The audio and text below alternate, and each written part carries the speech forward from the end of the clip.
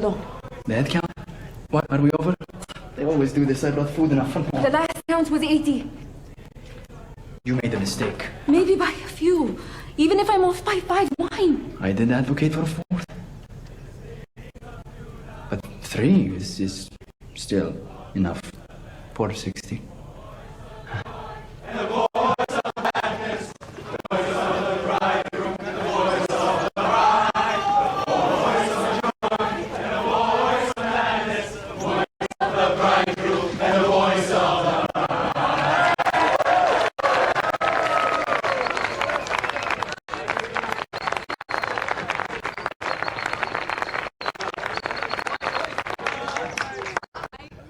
Blessed are you, Lord our God, King of the universe, who brings forth the fruit of the vine.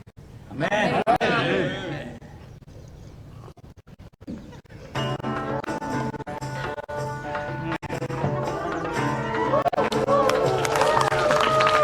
Like a horse. Like this.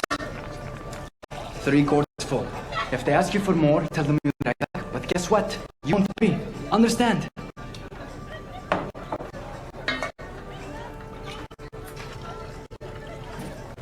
Well, the guests seem to be happy so far. The servants not. How are we doing?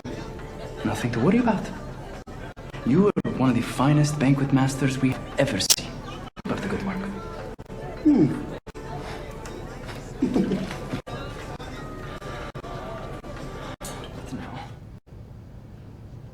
Well, good morning, everyone.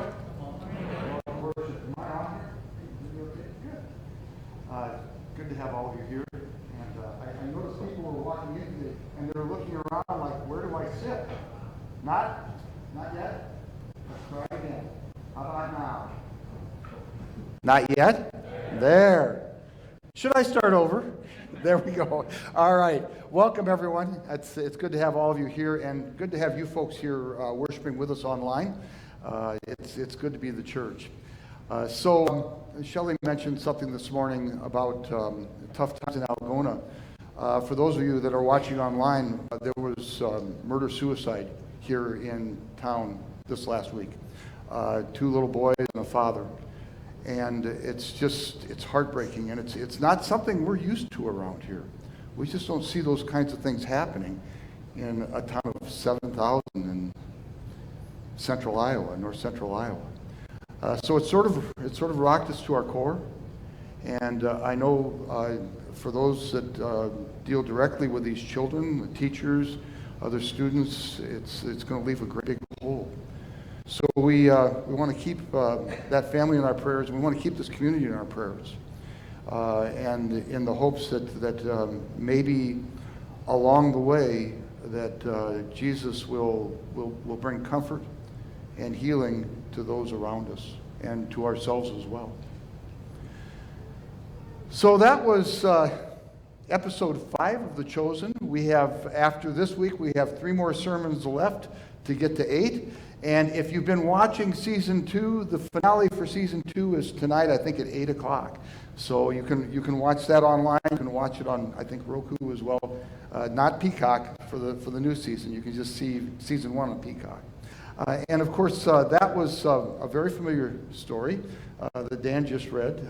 And The Chosen connects the disciple Thomas with this story. You don't see that in the Bible, but it's a really nice marriage between the two because of who Thomas is. Thomas is a planner. He is a counter. He likes to verify things. He likes to know that everything is going to be just so, and he likes proof. That's how, at the end of the gospel, he gets the name Doubting Thomas, right? Towards the end of the gospel of John, he says, unless I can see the nail marks in his hands and place my hand in his side, I won't believe. That's Thomas. He likes to know how things are going to happen, and he likes proof of things. A little bit like the Matthew that we've met in Chosen as well, right? And by the way, he's very good at this. He makes his living that way, by being that kind of person. Except now, the wheels have fallen off, haven't they? Thomas is in charge of catering for this wedding. And there's no more wine. It's run out. Now, let me just tell you something about these kinds of weddings at this time in Judaism. They're not like our weddings. Our weddings are like a one-night deal and we're done with it, right? And but Jewish weddings at this time, 7 days. And we're in day one.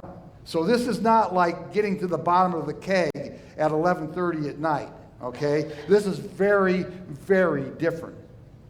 Day one of 7 days, and wine is the lubricant for the wedding, the social lubricant. It makes things happen. This is a disaster, an unmitigated disaster, and Thomas is directly responsible for all of it. Even though he sort of saw it coming, he still did not make the kinds of plans that were necessary. He is in trouble, and he has not clue one in terms of how this is going to get fixed.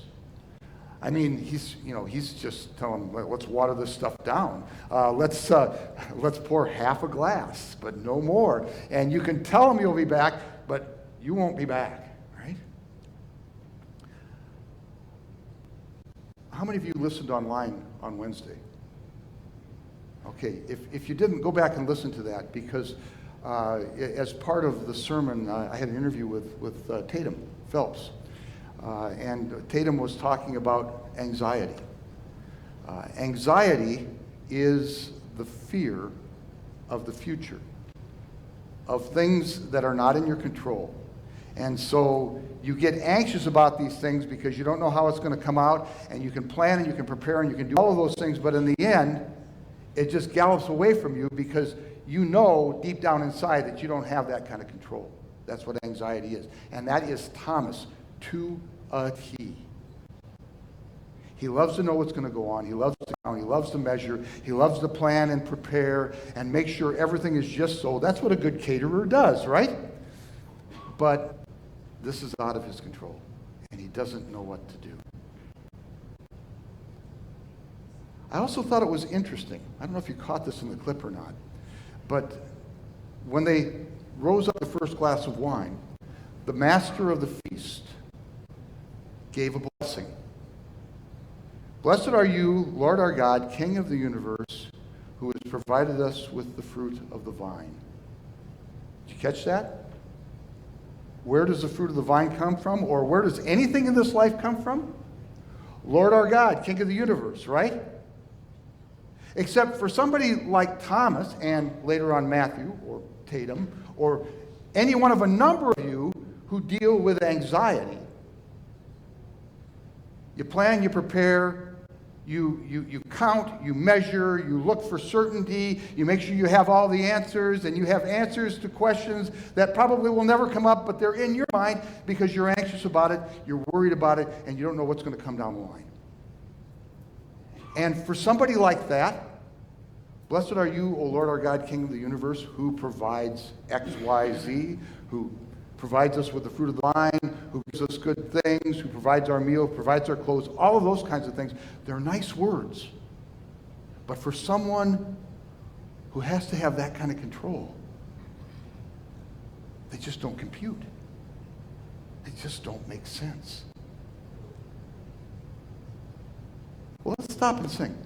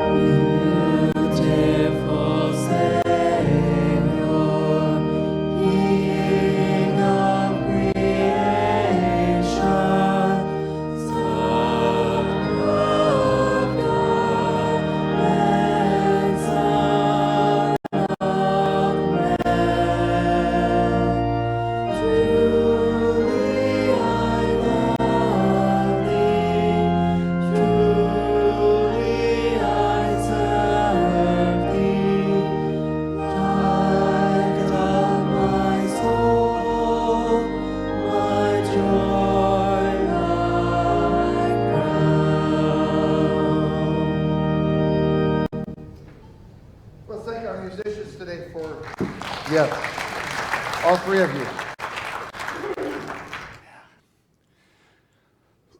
So as the story goes, and by the way, Dan, thank you for reading this morning. As the story goes, Jesus is at this wedding. And so is his mother, Mary. The parents of the groom are friends of Jesus' family. And so they have come to join in on the wedding. And you know, Mary knows about Jesus. She's known about him and that he's very different than everybody else in the world. We all think our kids are special and different, don't we? But, you know, Mary's really was. and she's known it since before he was born, when the angel Gabriel came to visit her, right? And she knew it the night that Jesus was born, when the shepherds came. And she knew it when the wise men appeared on his doorstep, following the star that led them to Bethlehem. And she knew it when he was 12 years old. They'd been there for the Passover feast, and Mary and Joseph had left, thought Jesus was in the entourage with them. They looked for a couple of days, couldn't find him, and they had to go back and frantically search for him in Jerusalem. And where was he? In the temple, teaching the learned teachers, a 12-year-old boy. Yeah, Mary knew that this child, this man Jesus, who she was raising, was a very different kind of guy. The others began to start seeing it as well. Okay, the folks got close to Jesus about this time. Andrew saw it when he came very excited to Peter and said, Simon Peter, and said, I met the Lamb of God who takes away the sin of the world. And of course, Simon doesn't believe it until there's this great catch of fish. And Jesus saves Simon's bacon from taxation. Right? And then there's this leper that comes up, and Jesus heals him in secret. So you see, these folks had already seen all of this. They knew this was happening, and Jesus told the leper, don't tell anybody, but of course, word gets out, and then there's another miracle, and it's starting to seep out, but, you know, he's not quite ready for this. Right? He says, my time has not yet come. And you have to wonder, what does that mean? Why has his time not come? Mary, when he's 12 years old, Jesus says, well, I have to be about my Father's business. And Mary kind of puts the brakes on it. But now, at this wedding, Mary's seeing things differently. It's a few years later, right? Jesus is probably about 30 years old. And when the wine runs out, she comes to Jesus and says, hey, they need help. You can do this. I've been watching you. I know who you are. And Jesus says, why are you coming to me with this? My time has not yet come. What does that mean? Why has his time not come? I'd like you to watch this clip. It's a long clip. I did not know how to cut it down any more than I did. But watch this clip, and we'll talk again here in a minute.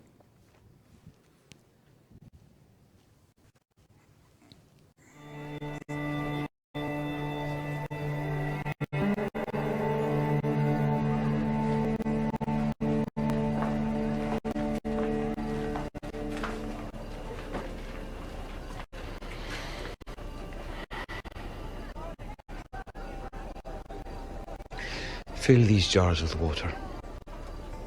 I'm not sure you heard her clearly, but we've run out of wine, not water. These are similar in size to your amphora. The ruined marks, yes. Fully filled all the way to the brim.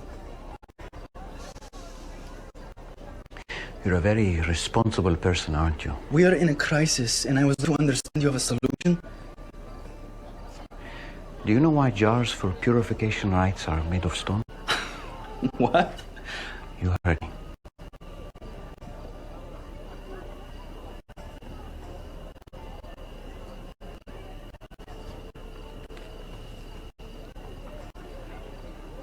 Because the stone is pure, less likely to stain or break, that it made unclean. Yes. Fill these jars with water all the way to the brim. Why? You heard him. Start throwing water. Quickly.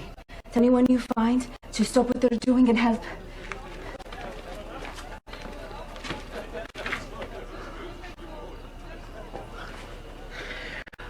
From the directions you have provided, I see no logical solution to the problem. It's going to be like that sometimes, Thomas. What did you say? I did not rebuke you. It is good to ask questions, seek understanding. There's not time for this. I know of a man like you in Capernaum. Always something. Always cheering. That's my job. And that people will think I have not done well tonight. Join me. And I will show you a new way to count and measure. A different way of seeing time. Go with where? I don't understand. Keep walking. Was your father a stonemason as well? Smith. I think he broke his heart, but I apprenticed under a stonecutter when I was 9. Every man must see his father. Masonry seems like hard work. It isn't harder, it's just more final. If the smith wants to change the horseshoe or plowshare or the pot hook, he has only to put the iron back into the fire and reshape it to fit his designs. They're full.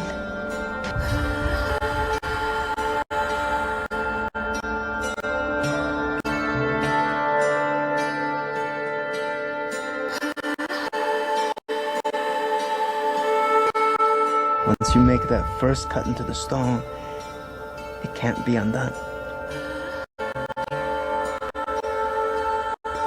It sets in motion a series of choices. What used to be a shapeless block of limestone or granite begins its long journey of transformation. And it will never be the same. I'm ready, Father.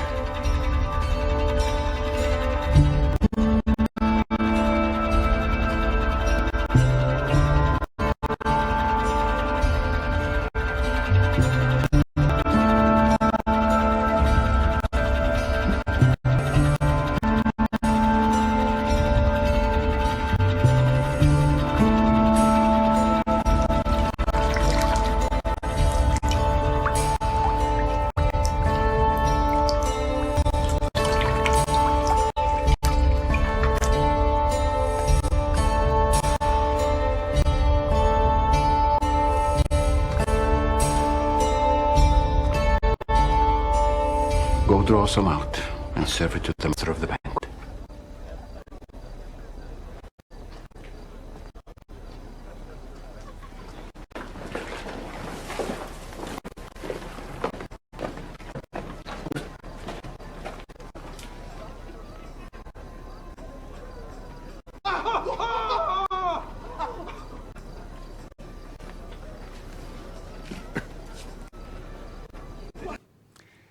Yes, and Thomas is dumbfounded. He has no idea what to think of this. So Jesus says, my time has not yet come. You've heard me talk about time before in here. There are two words in particular that we've been talking about. Thank you. You have that up. That's great. The first word is chronos, chronological time, calendars, schedules. What time is it? It's 3 o'clock. It's time for church. 4 o'clock today, right? 4 o'clock, time for picnic, right? Wednesday's time for church again, time to work. Chronos, kairos, the ripe moment. So when the baby's coming and you get that phone call, the calendar goes away, the schedules go away. It doesn't matter if it's time for church or picnics or anything else. You're going to the hospital because the baby's coming. That's kairos. That's the ripe moment. This is different than both of those. The word is hora, which, can you guess what word in English? Hour. That's exactly right. The hour. My hour has not yet come. Okay? The hour is, how do I say this? It is a time that is fixed outside of ourselves. And that time, everything before that time, before that hour, I like the word season, before that season, everything is leading up to that season, and then the hour comes.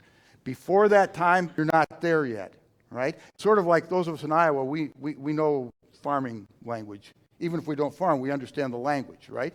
Everything leads up to the fall and the harvest, right? So the spring thaw, the ground gets to a certain temperature. And by the way, my farmers out in South Dakota, they told me that the old timers used to, I can't believe it, but this is what they told me. They used to go out into the fields in the spring, they would drop their drawers and they would sit down. And they could tell by the temperature of the ground when it was time to start the plant. Have you ever heard that story before?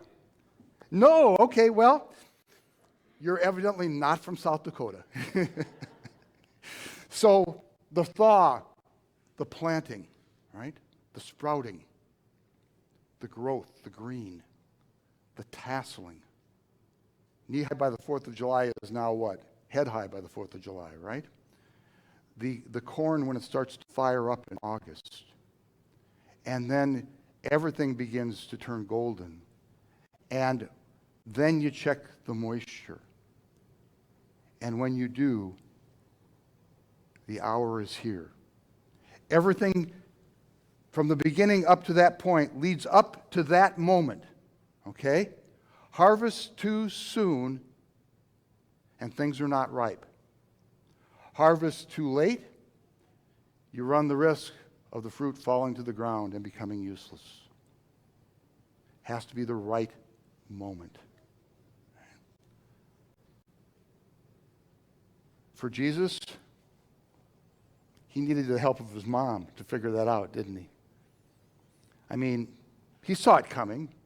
He could see that things were starting to seep out. He could see the dangers in all of that. Had he started this when he was 12, when he wanted to, things wouldn't have been ripe or ready. Had he waited too long, run the risk of it not working at all. Right? The hour was here, right now. Everything up to that point is leading up to this moment, this season. Right? And so now I'm going to mix a metaphor, the metaphor that they used. Did you hear that interplay, that conversation first between Mary and I think that's Thaddeus, and then interspersed with what's happening with Jesus? He's talking about being a mason and the stone. And by the way, the stone jars, those are stone jars. They're used for one purpose only, for purification washings. Why? As Thomas said, because the stone won't stain. The water will remain pure. Right? And all the while, Thomas is scratching his head, wondering what this has to do with that. I mean, it's water. We're out of wine. It's stone jars. You're talking about religious festivals and religious washings. And I'm in trouble here. The two just don't come together for him. All the while this is happening, Mary and Thaddeus are having this conversation, and he talks about the time for the stone. That once the first cut is made, you set in motion a series of events, and you can never go back to the way it was beforehand. And each of those steps begins a long journey of transformation where the stone is no longer a stone. It becomes something brand new. That transformation for Jesus is not just for him. It's the transformation of the whole world. Because the journey that he's about to go on and the cuts that will be made in this stone of purification are the cuts of the forgiveness of sins, is the jar of purification for eternal life, to save the entire world. For God so loved the world that he gave his only Son, that whoever believes in him will not perish but will have eternal life. That is the end result of the journey. And it begins now in this season. And Thomas can't figure out what one has to do with the other. For good reason. He's still anxious. He still has a wedding that he's in charge of. And Jesus is proposing water to fix his wine problem. Let's stop and sing.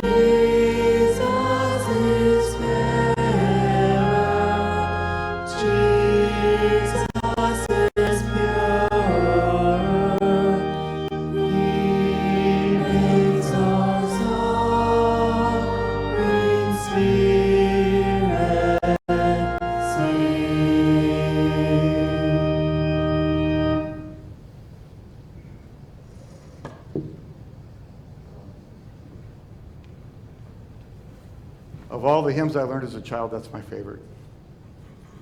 I don't know why. It just brings me to tears. So Jesus says, take those stone jars and fill them with water to the brim. And Thomas wonders why. What does one have to do with the other?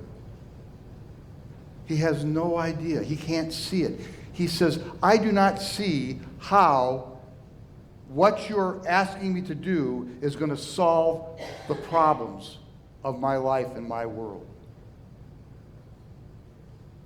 And Jesus says, sometimes it's going to be that way, Thomas. Keep watching. What are the problems of your world like? What are those things that just, as much as you try to get a handle on them, you just can't quite get a grip? Is it trial? Is it trouble? Is it suffering? I mean, we saw that this week. Something happened in a father. And something snapped. And he couldn't see his way through.